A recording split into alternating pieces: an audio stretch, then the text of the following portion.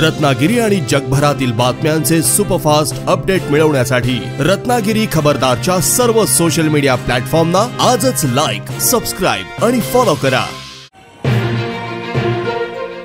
आमदार निलेश राणे आज रत्नागिरी दौऱ्यावर होते। यावेळी त्यांनी रत्नागिरीतील महागणपतीचे दर्शन घेतले। आमदार झाल्यावर निलेश राणे प्रथमच रत्नागिरी दौऱ्यावर आले होते।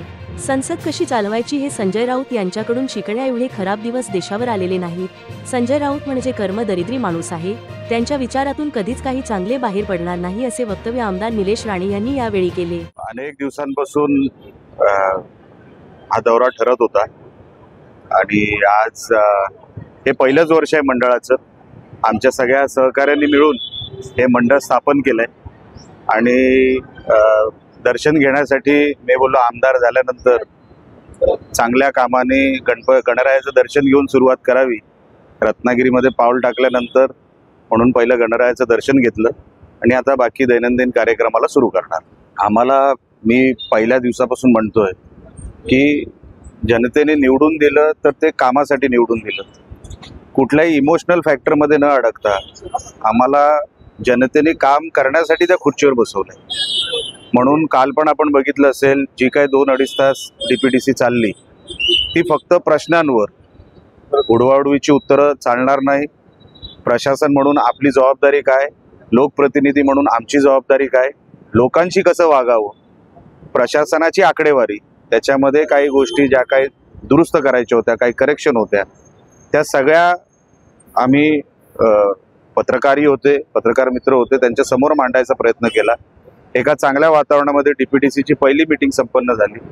या गोष्टीचा आनंद आहे की माझा भाऊ पालकमंत्री म्हणून त्यांची ही पहिलीच बैठक डीपीटीसीची अतिशय उत्तमपणे त्यांनी हाताळली आणि एका मॅच्युअर्ड पालकमंत्र्यासारखी ती मीटिंग हाताळल्यामुळे मी मनापासून त्यांचंही कौतुक करतो।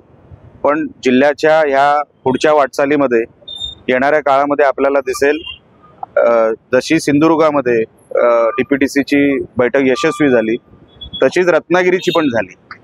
मी रत्नागिरीच्या डीपीटीसीचाही माहिती घेतली। चांगल्या वातावरणामध्ये रत्नागिरीची डीपीटीसी पार पडली। मला वाटतं इतिहासामध्ये पहिल्यांदा रत्नागिरीमध्ये प्रारूप आराखडा हा 700 किंवा 860 करोड, बरोबर ना, 860 करोड आणि सिंधुदुर्गाचा प्रारूप आराखडा पहिल्यांदा 400 करोडवर गेला।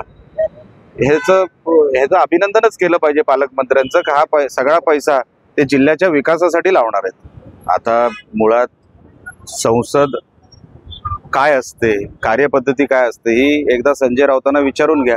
आता एवढे खराब दिवस काय महाराष्ट्रावर आले नाहीत किंवा देशावर आले नाहीत की संसद कशी चालवायची हे संजय राऊतांनी सांगावं। एवढे खराब दिवस महाराष्ट्रावर आणि देशावर आलेले नाहीत।